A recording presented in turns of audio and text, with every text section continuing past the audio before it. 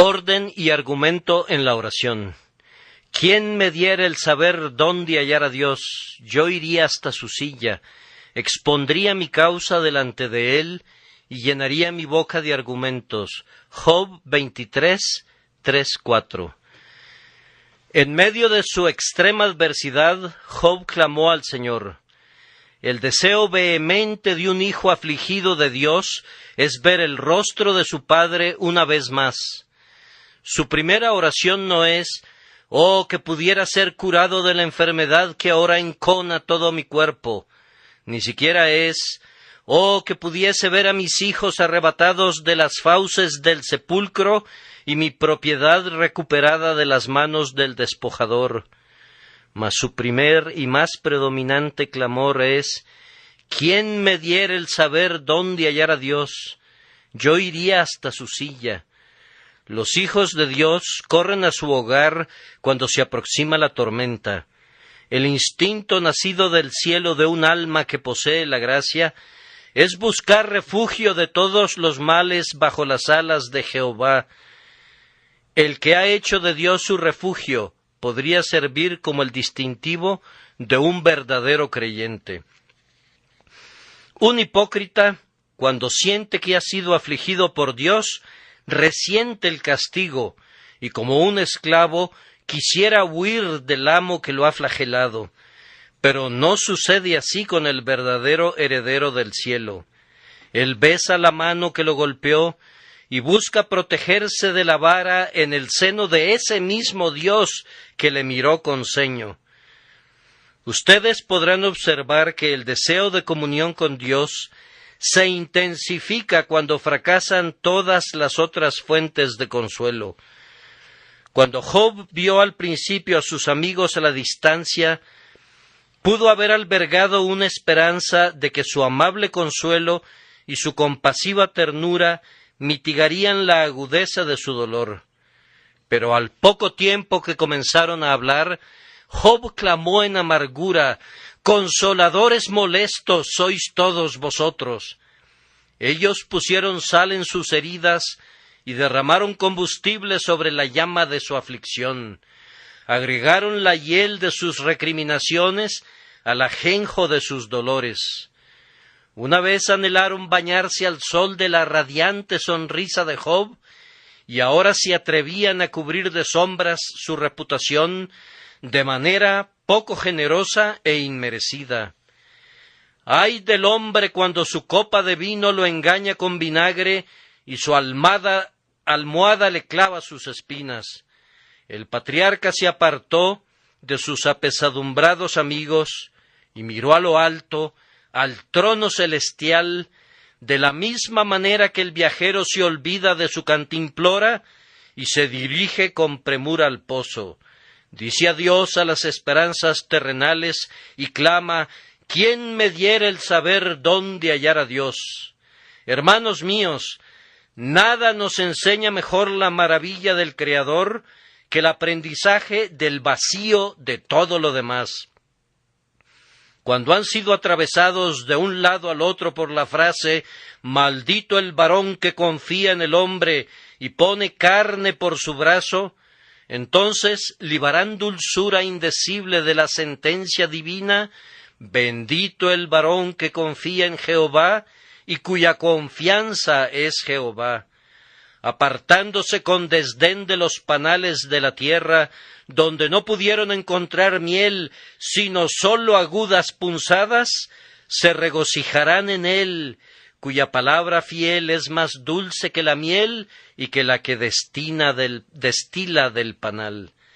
Es además digno de observación que, aunque un buen hombre se apresura a Dios en su aflicción y corre con mayor velocidad por causa del desamor de sus semejantes, sin embargo, algunas veces el alma que posee gracia permanece sin la confortable presencia de Dios. Este es el mayor de los dolores. El texto es uno de los grandes gemidos de Job, mucho más profundo que cualquiera otro que hubiera proferido por causa de la pérdida de sus hijos y de su propiedad. ¿Quién me diera el saber dónde hallar a Dios? La peor de todas las pérdidas es perder la sonrisa de mi Dios. Job conoció de antemano un poco de la amargura del clamor de su Redentor: Dios mío, ¿por qué me has desamparado? La presencia de Dios siempre está con su pueblo en un sentido, en lo concerniente a sostenerlos secretamente, pero no siempre goza de su presencia manifiesta. Como la esposa del cantar, por las noches buscan en su lecho al que aman y no lo hallan, y aunque se levanten y recorran la ciudad, no pueden encontrarlo, y la pregunta puede repetirse una y otra vez: ¿habéis visto al que ama mi alma? Tú podrías ser amado por Dios y sin embargo no estar consciente de ese amor en tu alma. Tú puedes ser tan amado para su corazón como Jesucristo mismo, y sin embargo, por un breve instante Él podría abandonarte y en un conato de ira podría esconderse de ti. Pero, queridos amigos, en tales momentos el deseo de las almas creyentes cobra una mayor intensidad todavía del hecho que la luz de Dios no está disponible. En lugar de decir con nuestro arrogante labio: bien, si Él me deja, debo arreglármela sin Él. Si no puedo contar con su consoladora presencia, debo continuar luchando como mejor pueda. En lugar de eso, el alma dice: no, es mi misma vida, debo tener a mi Dios. Yo perezco, yo me hundo en el cieno profundo donde no hay apoyo, y nada sino el brazo de Dios me puede liberar. El alma que posee gracia se entrega con un doble celo a encontrar a Dios, y eleva al cielo con mayor frecuencia y fervor sus gemidos, sus súplicas, sus sollozos y sus suspiros. ¿Quién me diera el saber dónde hallar a Dios? La distancia o el trabajo no son nada. Si el alma sólo supiera dónde ir, pronto saltaría por encima de la distancia. No pone condiciones acerca de montañas o ríos, sino que está resuelta a ir hasta su silla, si supiera dónde hallar a Dios.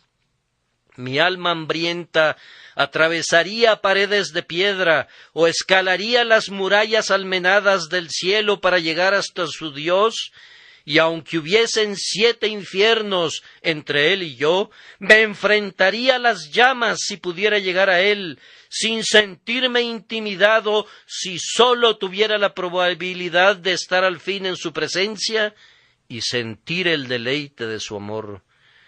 Me parece que ese es el estado mental en el que Job pronunció las palabras ante nuestra consideración.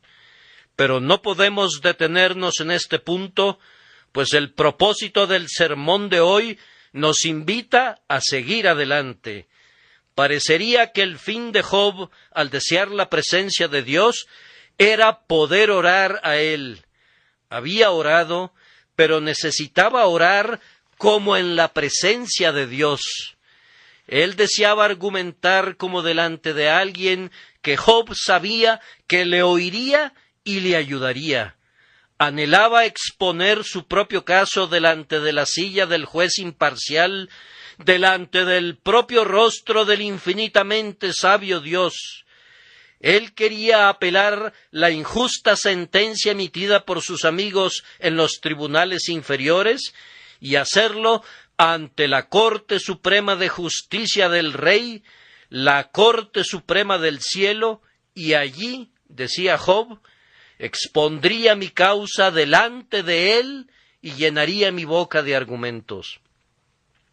En este último versículo, Job nos enseña cómo pretendía argumentar e interceder con Dios.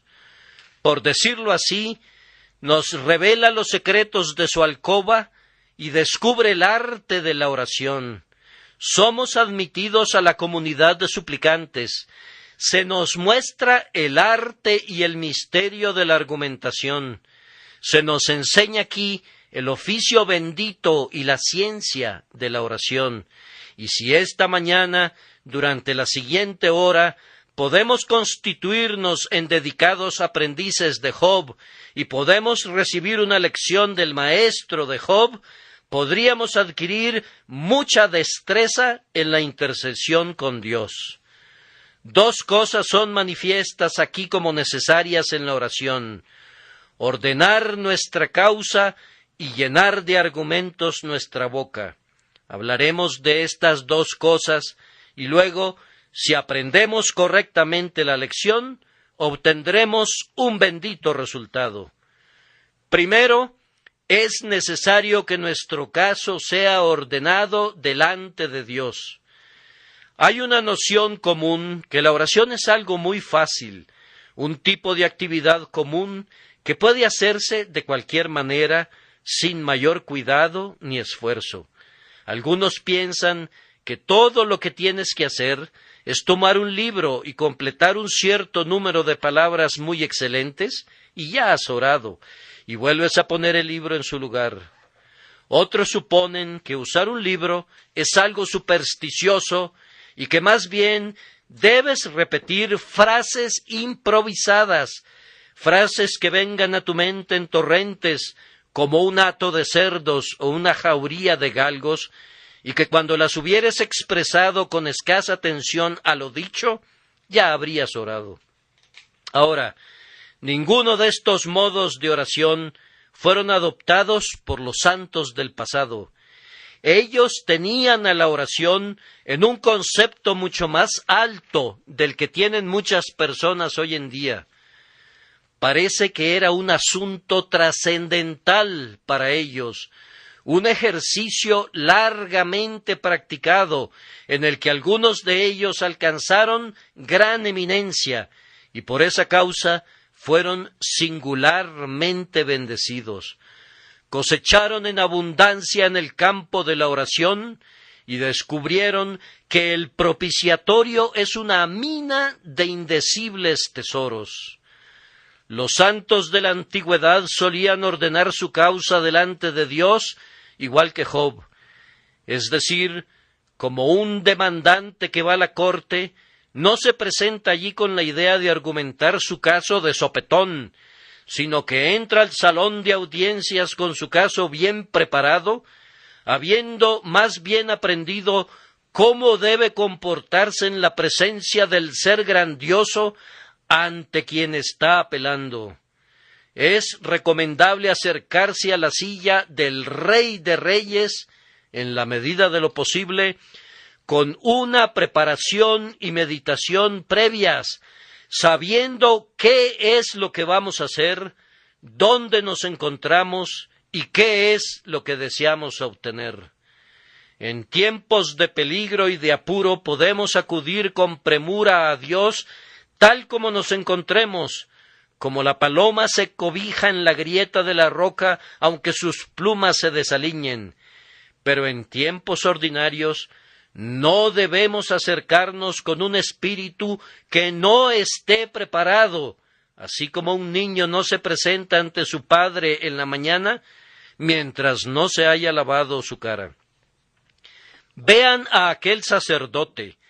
Tiene que ofrecer un sacrificio, pero no se apresura al atrio de los sacerdotes y no degüella al becerro con la primera chuela de la que pueda poner mano, sino que cuando se levanta, lava sus pies en la fuente de bronce, se viste y se adorna con su vestimenta sacerdotal, luego va al altar con su víctima adecuadamente partida de acuerdo a la ley, y se cuida de obedecer el mandamiento hasta sus más mínimos detalles, tales como dónde colocar la grosura y el hígado y los riñones, y luego toma de la sangre colocada en un tazón y la derrama en el lugar apropiado al pie del altar, no simplemente arrojándola como se le antoje, ni enciende el fuego como una llama común, sino con el fuego sagrado proveniente del altar.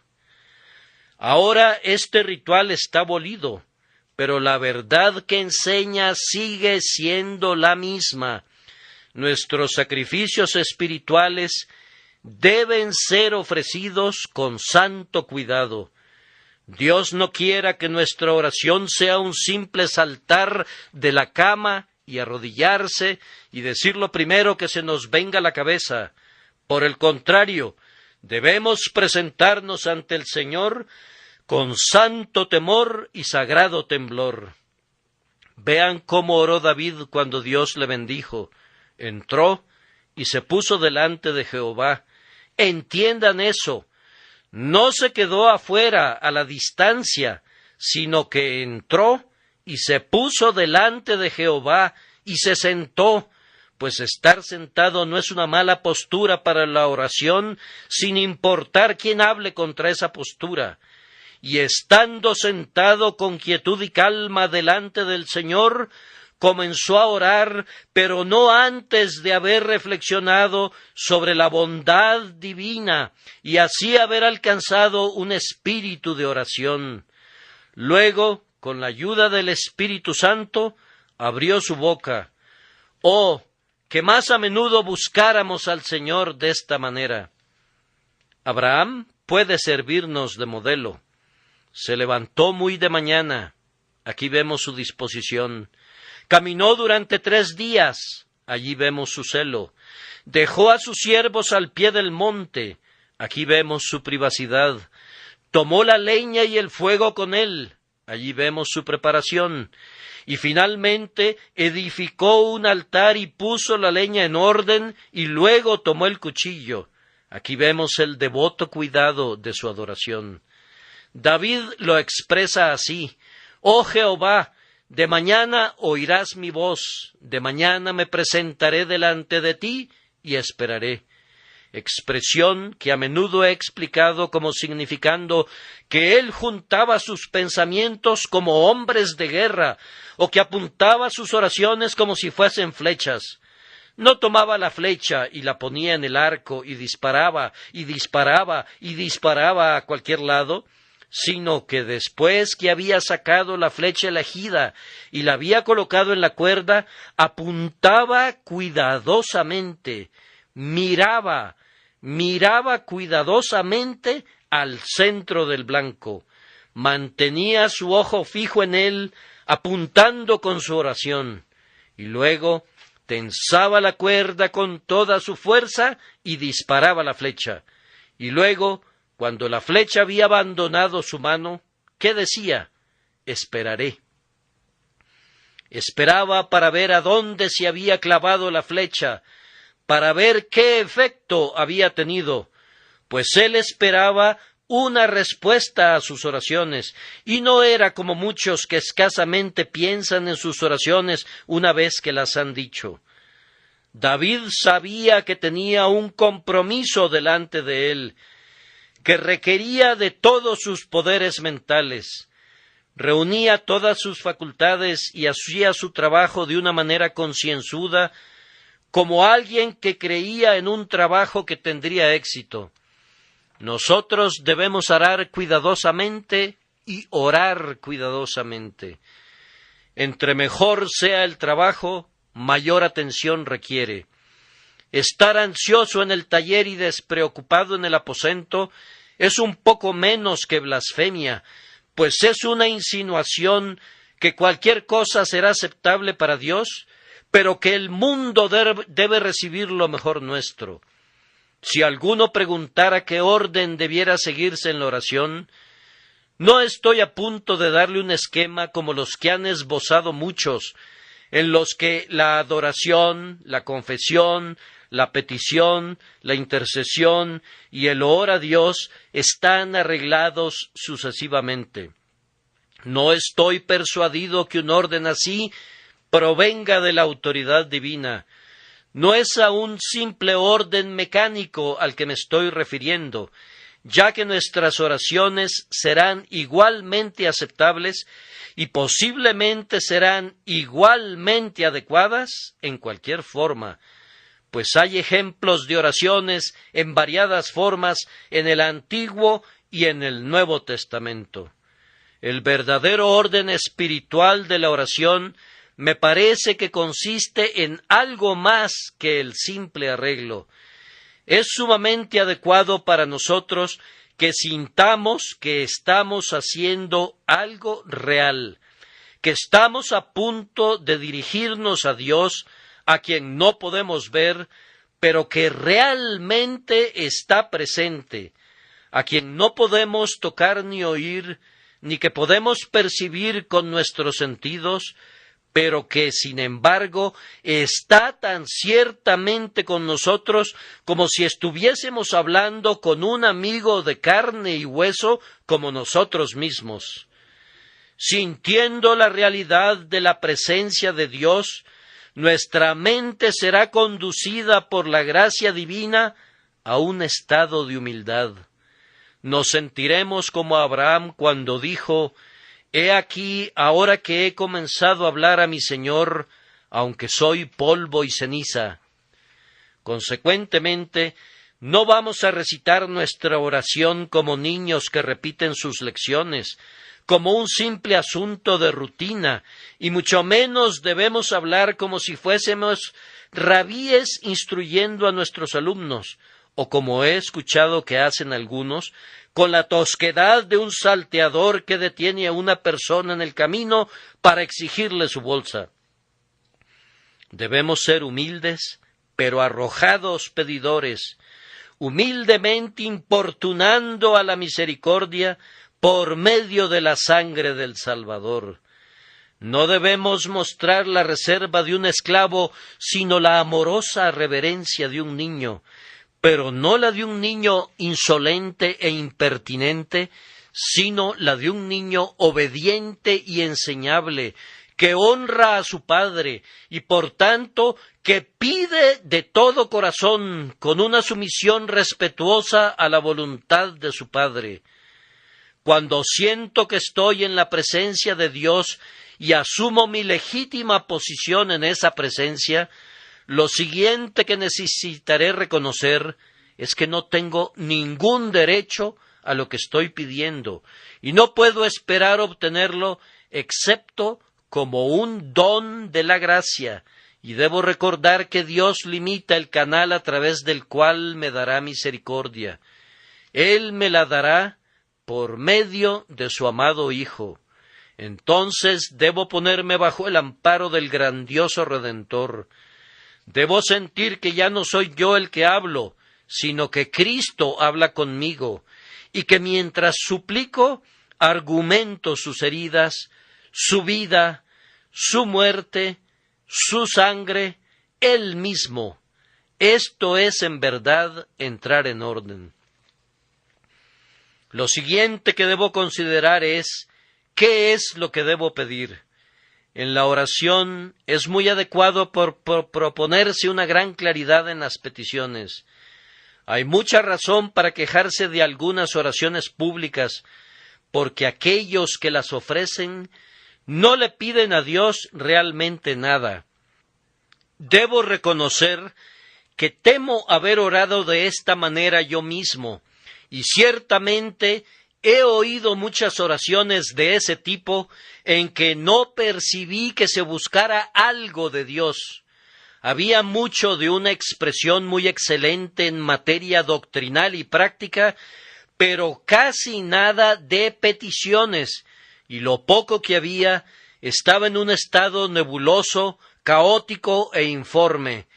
Pero me parece a mí que la oración debe ser clara, y la petición debe ser definida y clara, porque la mente se ha dado cuenta de la evidente necesidad de lo pedido y por tanto debe suplicar por ello. Es bueno no andarse con rodeos en la oración, sino que debemos ir directamente al grano. Me gusta esa oración de Abraham: ojalá Ismael viva delante de ti. Está allí el nombre y la persona por la que se ora, y la bendición deseada, todo contenido en unas cuantas palabras: ojalá Ismael viva delante de ti. Muchas personas habrían usado una expresión vaga de este tipo: oh, que nuestro bien amado retoño sea considerado con el favor que tú tienes para con aquellos etc. Digan Ismael si quieren decir Ismael. Exprésenlo en palabras sencillas delante del Señor. Algunas personas ni siquiera pueden orar por el ministro sin usar circunloquios que conducen a los demás a pensar que se trata del ministril de la parroquia o de alguien que no tiene mayor importancia para ser mencionado específicamente. ¿Por qué no somos muy claros y decimos lo que queremos decir, queriendo decir lo que decimos? Ordenar nuestra causa nos proporcionaría mayor claridad mental. No es necesario, mis queridos hermanos, cuando estemos en el aposento, pedir por toda cosa buena concebible. No es necesario ensayar el catálogo de cada necesidad que ustedes puedan tener, o que hayan tenido, o que vayan a tener. Pidan por lo que necesiten ahora, y como regla limítense a su necesidad actual. Pidan por su pan de cada día, lo que necesitan ahora. Pidan eso, pídanlo con claridad, como delante de Dios, que no toma en cuenta sus elegantes expresiones y para quien su elocuencia y oratoria es menos que nada y vanidad. Tú estás delante del Señor, que tus palabras sean pocas, pero que tu corazón sea fervoroso. Todavía no has completado el ordenamiento lo suficiente cuando hubieres pedido lo que necesitas por medio de Jesucristo. Debe haber una revisión de la bendición que tú deseas para ver si de verdad es una cosa digna de ser pedida, pues algunas oraciones no serían ofrecidas nunca si los hombres solamente reflexionaran. Una pequeña reflexión nos mostraría que algunas cosas que deseamos deberíamos dejar de considerarlas. Además, podríamos tener un motivo en el fondo de nuestro deseo que no va acorde con Cristo, un motivo egoísta que olvida la gloria de Dios y provee únicamente para nuestra comodidad y holgura. Ahora, aunque podamos pedir por cosas que sean para nuestro beneficio, no debemos permitir nunca que nuestro beneficio interfiera de alguna manera con la gloria de Dios. Con la oración aceptable debe mezclarse la santa sal de la sumisión a la voluntad divina. Me gusta el dicho de Lutero: Señor, quiero que hagas mi voluntad ahora. ¿Cómo? Dirás. ¿Te gusta esa expresión? Sí, me gusta, porque la siguiente frase es: quiero que hagas mi voluntad, pues yo sé que mi voluntad es tu voluntad. Bien dicho, Lutero, pero sin las últimas palabras habría sido una presunción perversa. Cuando estamos seguros de que lo que pedimos es para la gloria de Dios, entonces, si tenemos poder en la oración, podemos decir: no te dejaré si no me bendices. Podemos llegar a tratos cercanos con Dios y, como Jacob con el ángel, podemos llegar a la lucha y buscar derribar al ángel antes de ser enviados de regreso sin la bendición. Pero debemos tener muy claro, antes de llegar a términos como esos, que lo que estamos buscando es realmente para la honra del Señor.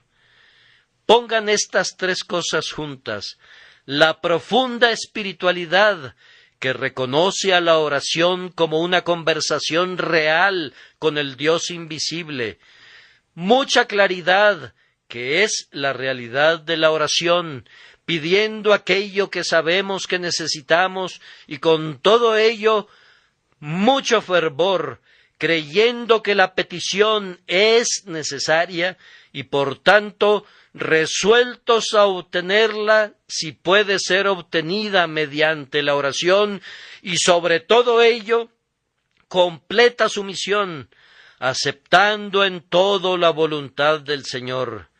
Mezclen todos estos ingredientes y podrán tener una clara idea de lo que significa ordenar su causa delante del Señor. Sin embargo, la oración misma es un arte que únicamente el Espíritu Santo puede enseñarnos. Él es el dador de toda oración. Oren para poder orar. Oren hasta que puedan orar. Oren para recibir ayuda para orar, y no renuncien a la oración porque no puedan orar, pues precisamente cuando piensas que no puedes orar, es cuando estás orando más. Y algunas veces, cuando no tienes ningún tipo de consuelo en tus súplicas, es cuando tu corazón todo quebrantado y abatido está realmente luchando y verdaderamente prevaleciendo con el Altísimo. La segunda parte de la oración es llenar la boca de argumentos. No llenar la boca con palabras ni buenas frases, ni bellas expresiones, sino llenar la boca con argumentos. Los antiguos santos solían argumentar en la oración. Cuando llegamos a la puerta de la misericordia, los argumentos eficaces son los golpes del aldabón que hacen que se abra la puerta. ¿Cuál es la razón de utilizar argumentos? Esa es la primera pregunta. La respuesta es: ciertamente no es porque Dios sea lento en dar, no porque podamos cambiar el propósito divino, no porque Dios necesite ser informado de cualquier circunstancia con relación a nosotros o a cualquier cosa en conexión con la misericordia solicitada. Los argumentos a ser usados son para nuestro propio beneficio, no para el suyo. Él requiere que argumentemos con Él y que expresemos nuestras sólidas razones, como dijo Isaías, porque esto mostrará que sentimos el valor de la misericordia. Cuando un hombre busca argumentos para una cosa, es porque le da importancia a eso que está buscando. Además, nuestro uso de argumentos nos enseña la base sobre la cual obtenemos la bendición. Si un hombre se acercara con el argumento de su propio mérito, nunca tendría éxito. El argumento exitoso está siempre fundado en la gracia, y de esta manera el alma que argumenta sobre esta base es conducida a entender intensamente que es por gracia y solamente por gracia que un pecador obtiene algo del Señor. Además, el uso de argumentos tiene el propósito de agitar nuestro fervor. El hombre que usa un argumento con Dios adquirirá mayor fuerza para usar el siguiente, y usará el siguiente con mayor poder todavía, y el siguiente con más fuerza todavía. Las mejores oraciones que he oído jamás en nuestras reuniones de oración son aquellas que han estado saturadas de argumentos. Algunas veces mi alma se ha derretido grandemente cuando he escuchado a hermanos que han venido delante de Dios sintiendo que la misericordia era realmente necesaria y que debían recibirla, pues primero argumentaron con Dios que la otorgara por esta razón, y luego por una segunda, y luego por una tercera, y luego por una cuarta y una quinta, hasta que despertaron el fervor de la asamblea entera.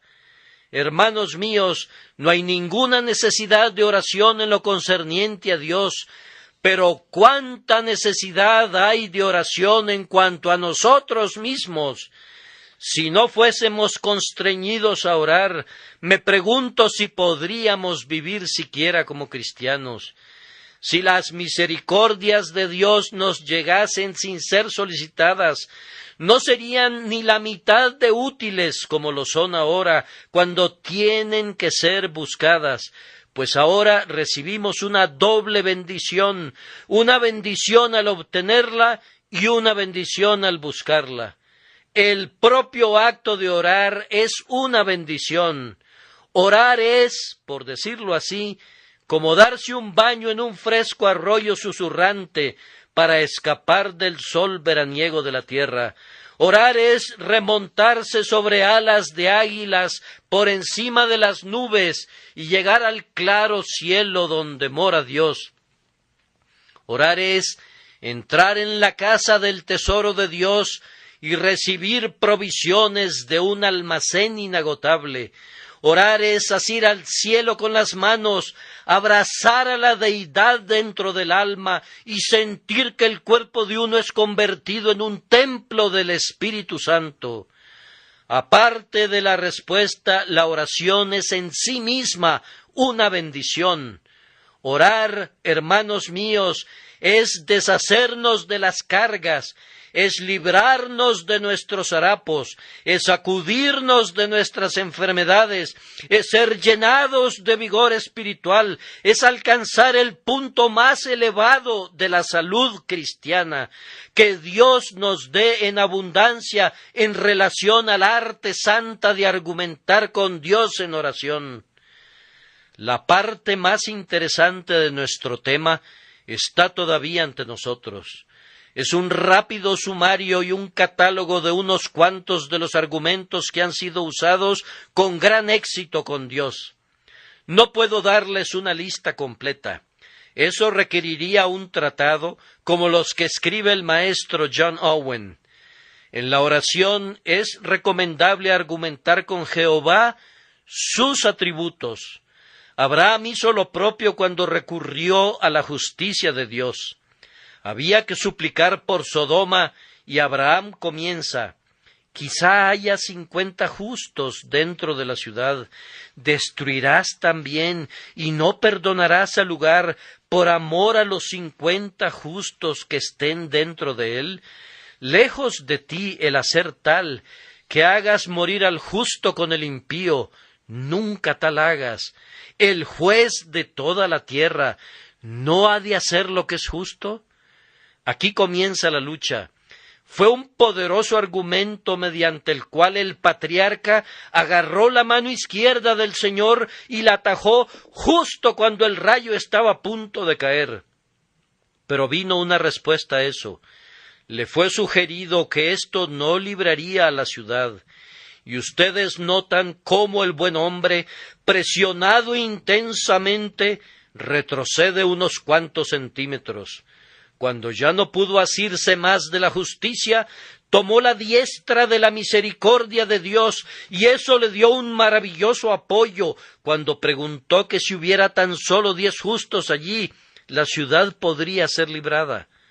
Por tanto, ustedes y yo podemos recurrir en cualquier momento a la justicia, la misericordia, la fidelidad, la sabiduría, la longanimidad, la ternura de Dios, y descubriremos que cada atributo del Altísimo es, por decirlo así, un gran ariete con el cual podemos abrir las puertas del cielo.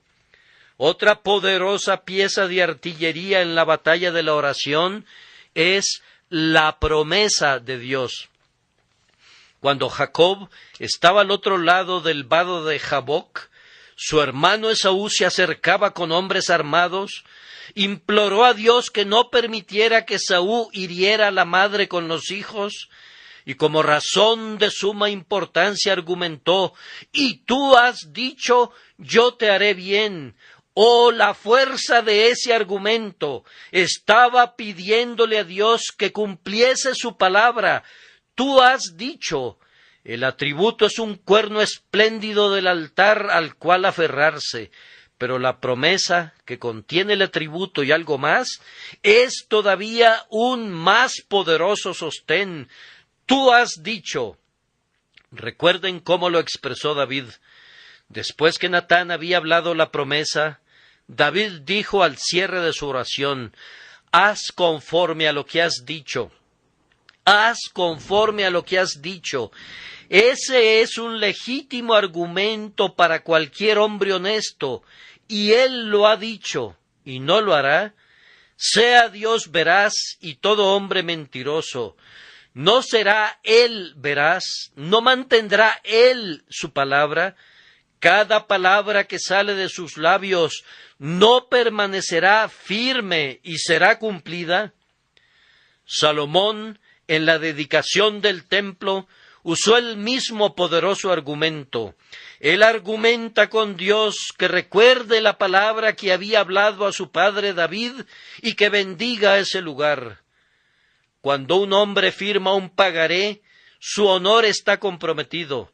Compromete su mano y debe cumplir el compromiso cuando llegue la fecha del vencimiento, pues de lo contrario perderá crédito. Nunca se podrá decir que Dios no paga sus facturas. El crédito del Altísimo no ha sido nunca puesto en tela de juicio y nunca lo será. Él es estrictamente puntual. Nunca llega antes de tiempo, pero tampoco se retrasa nunca. Ustedes pueden escudriñar este libro de principio a fin y lo pueden comparar con la experiencia del pueblo de Dios, y los dos encajan desde el principio hasta el fin. Y muchos patriarcas de cabellos blancos han dicho conjuntamente con Josué en su ancianidad: no ha faltado una palabra de todas las buenas palabras que Jehová vuestro Dios había dicho de vosotros. Todas os han acontecido. Hermano mío, si tú tienes una promesa divina, no necesitas argumentarla con un sí involucrado. Puedes argumentarla como una certeza. Sí, por la misericordia que ahora estás pidiendo, tienes la palabra de Dios solemnemente comprometida. Escasamente hay espacio para la precaución acerca de la sumisión a su voluntad. Tú conoces su voluntad. Esa voluntad está en la promesa. Arguméntala. No le des descanso hasta que la haya cumplido. Él tenía la intención de cumplirla, pues de lo contrario no la hubiese otorgado. Dios no da su palabra simplemente para aquietar nuestro ruido y mantenernos esperanzados por un rato con la intención de desentenderse al final. Mas cuando Él habla porque tiene la intención de actuar. Un tercer argumento a ser usado es el que fue empleado por Moisés: el grandioso nombre de Dios. Cuán poderosamente argumentó con Dios en una ocasión sobre esta base: ¿qué harás tú a tu grande nombre? Las gentes que hubieren oído tu fama hablarán diciendo: por cuanto no pudo Jehová meter a este pueblo en la tierra de la cual les había jurado, los mató en el desierto. Hay algunas ocasiones en las que el nombre de Dios está íntimamente ligado a la historia de su pueblo.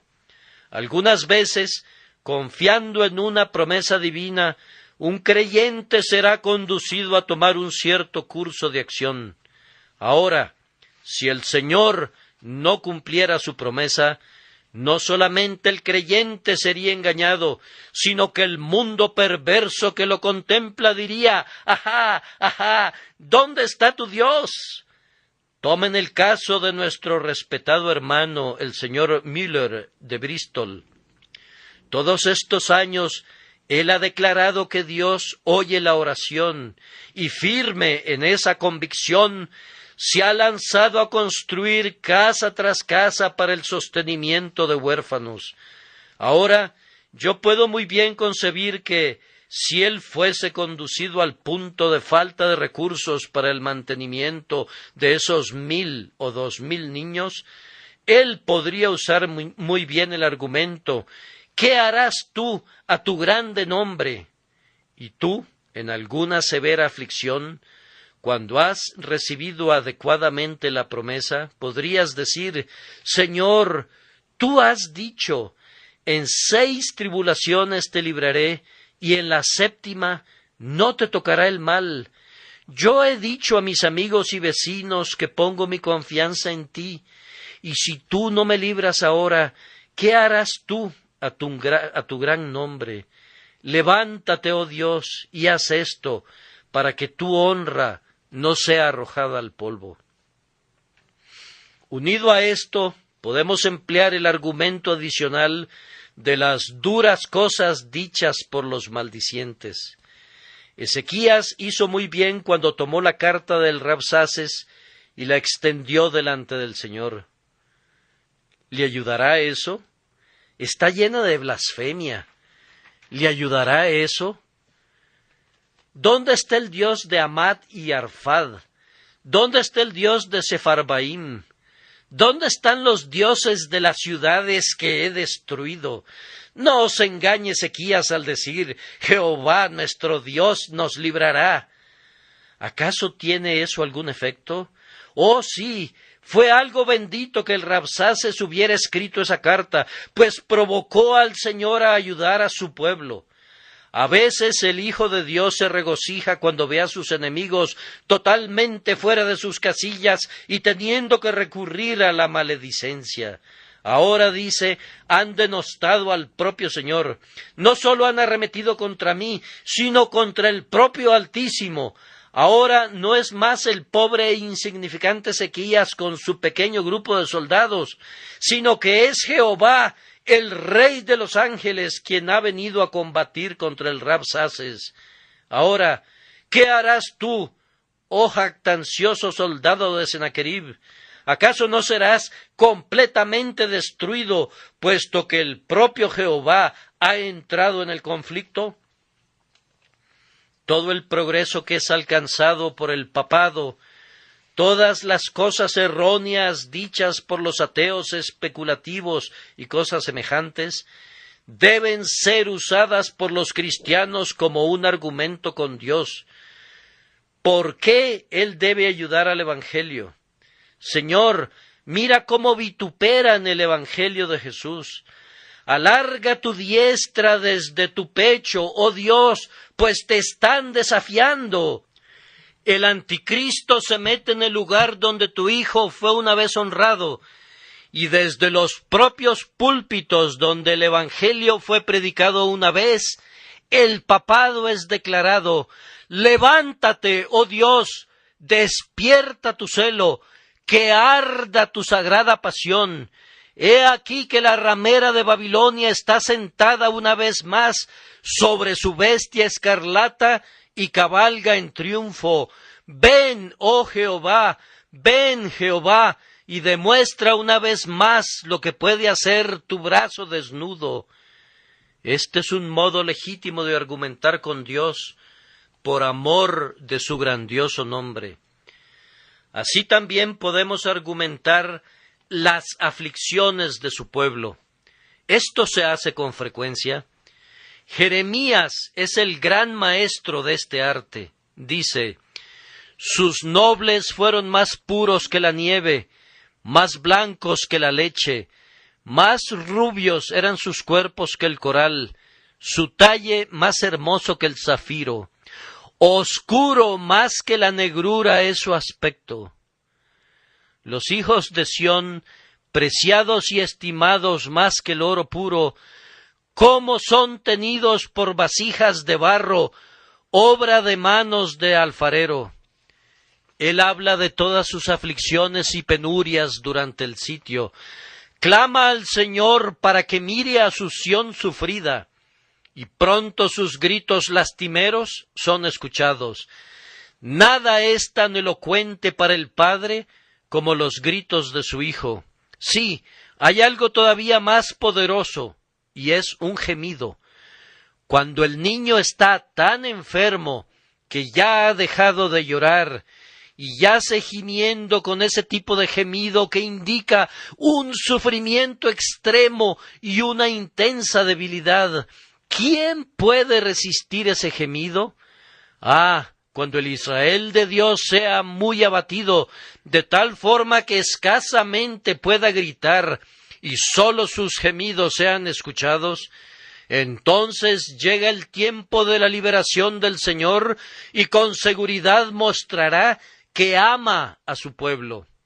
Queridos amigos, siempre que ustedes sean conducidos a la misma condición, ustedes pueden argumentar sus gemidos, y cuando vean a una iglesia muy abatida, pueden usar sus aflicciones como un argumento para pedir a Dios que regrese y salve al remanente de su pueblo.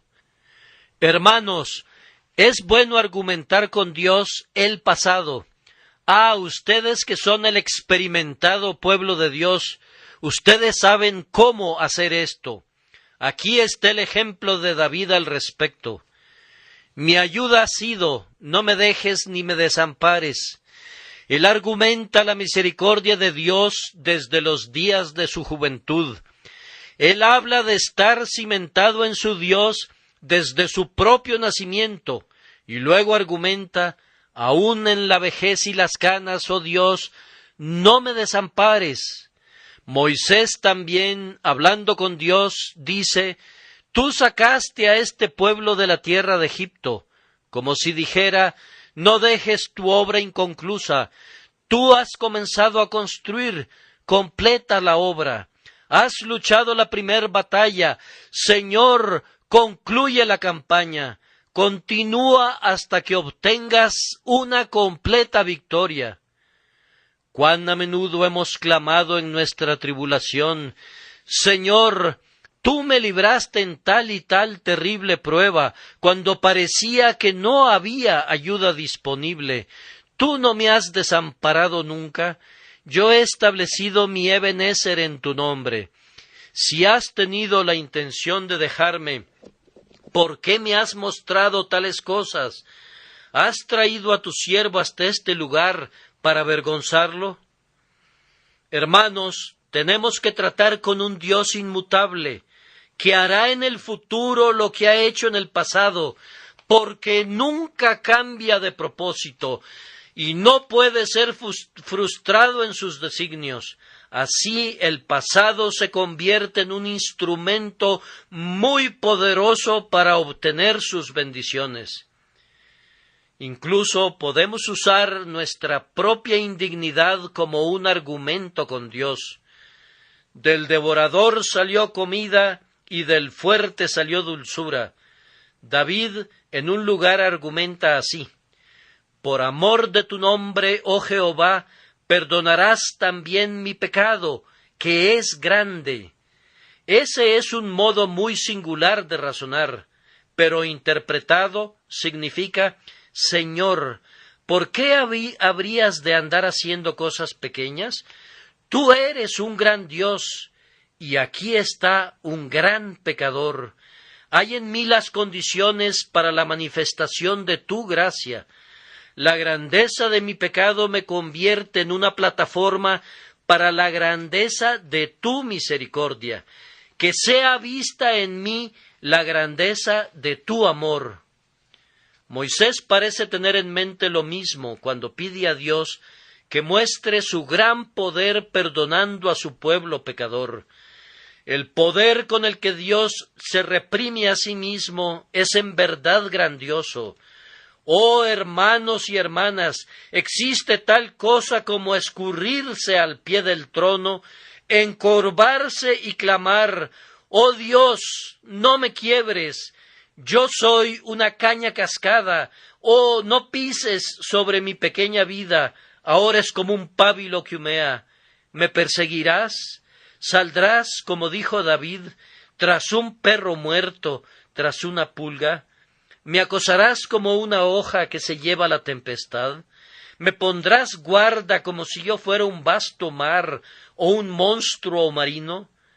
No, sino que debido a que soy muy poca cosa, y porque la grandeza de tu misericordia puede ser mostrada en un ser tan insignificante y sin embargo tan vil, por eso, oh Dios, ten misericordia de mí.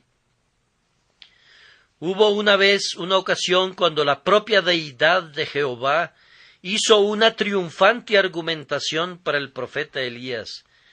En esa augusta ocasión, cuando él les había pedido a sus adversarios que vieran si su Dios podía responderles enviando fuego, pocos se podrían imaginar la excitación que debe haber existido ese día en la mente del profeta. Con qué áspero sarcasmo se burlaba de ellos. Gritad en alta voz, porque Dios es.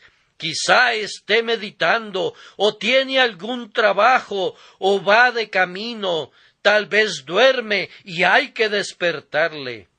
Y conforme se sajaban con cuchillos y brincaban sobre el altar, ¡oh, el desprecio con que ese hombre de Dios debe haber seguido sus impotentes esfuerzos y sus denodados pero inútiles gritos!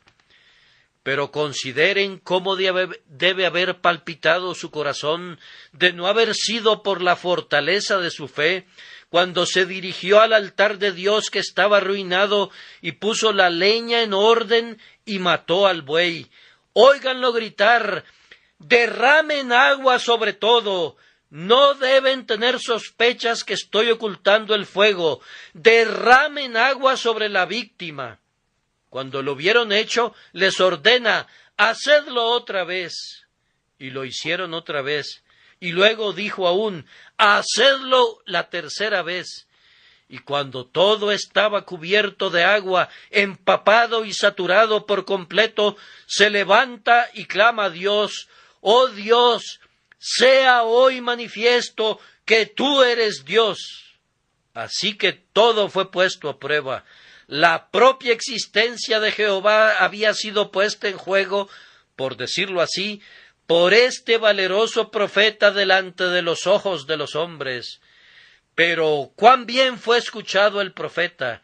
Descendió el fuego y devoró no únicamente el sacrificio, sino que incluso la leña y las piedras y el agua que estaba en la zanja, pues Jehová Dios había respondido la oración de su siervo. Algunas veces podemos hacer lo mismo y decirle: oh, por tu deidad, por tu existencia, si en verdad eres Dios, muéstrate para la ayuda de tu pueblo. Finalmente, el grandioso argumento cristiano es los sufrimientos, la muerte, el mérito y la intercesión de Cristo Jesús. Hermanos, me temo que no entendemos qué es lo que tenemos a nuestra disposición cuando se nos permite argumentar con Dios por medio de Cristo. Me encontré este pensamiento el otro día. Era de alguna manera nuevo para mí, pero creo que no debió haberlo sido. Cuando le pedimos a Dios que nos escuche argumentando el nombre de Cristo, usualmente queremos decir: oh Señor, tu amado Hijo merece esto de ti, concédeme esto por sus méritos. Pero si lo supiésemos, podríamos ir más lejos. Suponiendo que ustedes, que mantienen una bodega en la ciudad, me dijeran: Señor, vaya a mi oficina y usando mi nombre diga que deben darle tal y tal cosa. Yo iría y usaría su nombre y debería obtener lo que solicito como un derecho y como un asunto de necesidad. Esto es lo que Jesucristo nos dice virtualmente a nosotros. Si necesitan cualquier cosa de Dios, todo lo que el Padre tiene me pertenece. Vayan y usen mi nombre. Supongan que le dieran a un hombre su chequera con los cheques firmados por ustedes y todos los cheques en blanco para ser llenados como él quisiera. Eso sería muy cercano a lo que ha hecho Jesús cuando dijo estas palabras: de cierto os digo, que todo cuanto pidiereis en mi nombre, yo os lo concederé. Si yo tuviera una firma buena en el cheque, Debería estar seguro de poder cobrar el efectivo cuando fuera con él al banquero. De la misma manera, cuando tienen el nombre de Cristo, ante quien la propia justicia de Dios se ha vuelto deudora, y cuyos méritos tienen argumentos con el Altísimo, cuando tienen el nombre de Dios, no hay necesidad de hablar con miedo y temblor y aliento entrecortado. Oh, no vacilen y que su fe no titubee. Cuando piden en el nombre de Cristo, están argumentando lo que sacude las puertas del infierno y que obedecen las huestes del cielo, y Dios mismo siente el sagrado poder de ese divino argumento. Hermanos, les iría mejor si en sus oraciones a veces pensaran más en los dolores y gemidos de Cristo. Lleven sus heridas delante del Señor, díganle sus clamores, hagan que los gemidos de Jesús clamen de nuevo desde Getsemaní, y que su sangre hable de nuevo desde el frío Calvario. Habla y dile al Señor que con esos dolores y clamores y gemidos con los cuales argumentas, no puedes aceptar una negativa. Argumentos como estos te favorecerán. Si el Espíritu Santo nos enseña cómo ordenar nuestra causa y cómo llenar nuestra boca con argumentos, el resultado será que tendremos nuestra boca llena de alabanzas. El hombre que tiene su boca llena de argumentos en la oración, pronto tendrá su boca llena de bendiciones en respuesta a la oración. Querido amigo, tienes tu boca llena hoy, ¿no es cierto? ¿De qué la tienes llena? ¿Llena de quejas? Pídele al Señor que enjuague tu boca para limpiar todo ese negro contenido, pues no te servirá de nada y te amargará el vientre uno de estos días. Oh, ten tu boca llena de oración, llena de ella, llena de argumentos de tal forma que no haya espacio para ninguna otra cosa. Luego, acude con esa bendita boca llena y pronto te retirarás con cualquier cosa que le hubieras pedido a Dios. Solo deleítate en Jehová y Él te concederá las peticiones de tu corazón. Se dice, y no sé hasta dónde sea cierto, que la explicación del texto «abre tu boca y yo la llenaré» puede encontrarse en una muy singular costumbre oriental. Se dice que no hace muchos años, yo recuerdo cuando se reportó el incidente, el rey de Persia le ordenó a su noble más destacado, que había hecho algo que le había gratificado grandemente, que abriera su boca, y cuando lo hubo hecho, comenzó a meter en ella perlas, diamantes, rubíes y esmeraldas, hasta que la llenó al máximo de su capacidad, y luego se despidió. Se ha dicho que esto se acostumbra ocasionalmente en las cortes orientales para con los grandes favoritos. Ahora, independientemente de que sea la explicación del texto o no, es una buena ilustración. Dios dice, abre tu boca con argumentos, y luego Él la llenará con invaluables misericordias, con gemas de indecible valor. ¿Acaso un hombre no abriría su boca lo más que pudiera si se la fueran a llenar de esa manera? Seguramente quien tuviera la mente más sencilla entre ustedes sería lo suficientemente sabio para hacerlo. Oh, entonces abramos mucho nuestras bocas cuando tengamos que argumentar con Dios. Nuestras necesidades son grandes, por tanto, que nuestra petición sea grande y el abastecimiento será grande también. Con Él no sufren de estrechez. Ustedes tienen estrechez en sus propias entrañas. Que el Señor les dé gran capacidad bucal en la oración, gran poder, no en el uso del lenguaje, sino en el empleo de argumentos. Lo que les he estado diciendo a los cristianos es aplicable en gran medida al hombre inconverso. Que Dios te permita ver la fuerza de ello y que acudas raudamente en humilde oración al Señor Jesucristo y que encuentres vida eterna en Él.